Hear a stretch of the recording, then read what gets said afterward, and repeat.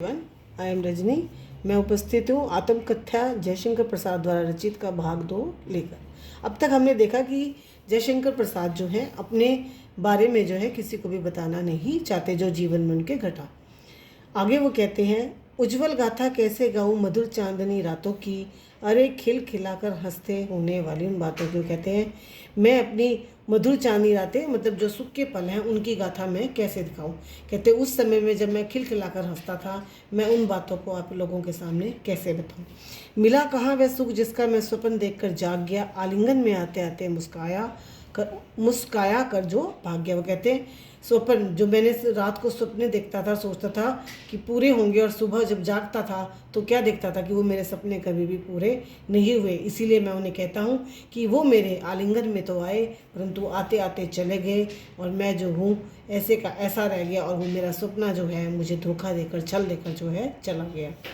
जिसके अरुण कपोलों की मतवाली सुंदर छाया में अनुरागनी उषा लेती थी नित सुहाग मधु माया में। वो कहते हैं सुबह के समय जब मैं इतना ताजगी से भरा होता था, और मेरी गालें कैसे होती थी, मेरी गाल लाल होती थी, और मैं जो हूँ सुहाग मधु माया मतलब मेरी जो रातें थी वो इतनी सुहाग वाली मधु वाली रस भरी थी कि मैं जो हूँ उनमें ही आनंद में डूबा रहता था। उनकी स्मृति पाथे बनी है थके पथिक की पंथा की, सीवन को उधेड़ कर देखोगे क्यों मेरी कंथा की। वो कहते हैं कि वो जो मेरी मधुर स्मृतियाँ हैं वही क्या है मेरे लिए, वो बनी है मेरा भोजन। पथिक की पंथा मतलब एक मुसाफिर जो सफ़र पर चल रहा है अपने जीवन के, उसके लिए उसके जीवन का सहारा क्या होता है, वो मधुर स्मृतियाँ जो उसने पहले देख ली हैं। कहते वही मेरा भोजन होती हैं।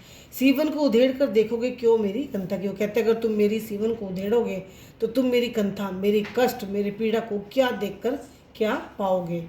छोटे से जीवन की कैसे बड़ी कथाएं आज कहूँ, क्या यह अच्छा नहीं कि औरों की सुनता मैं मौन रहूँ। वो कहते मेरा जो जीवन एक छोटा सा है, मैं उसमें, और जब उसमें मैंने बहुत सुख और दुख के पल देखे हैं, बहुत पीड़ाएं सही हैं, बहुत दुख देखे हैं, बहुत ही ज़्यादा धोखा भी देखा है।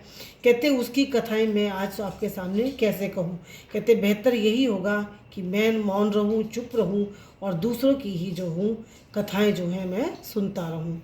सुनकर क्या तुम भला करोगे मेरी भोली आत्मकथा, अभी समय भी नहीं थकी सोई है मेरी मौन व्यथा। वो कहते हैं कि मेरी जो पीड़ा है, कथा जो है वो कैसी है, भोली भाली है बहुत ही, और वो जो है कैसी है, कहते अभी उसको बताने का समय भी नहीं आया। क्यों?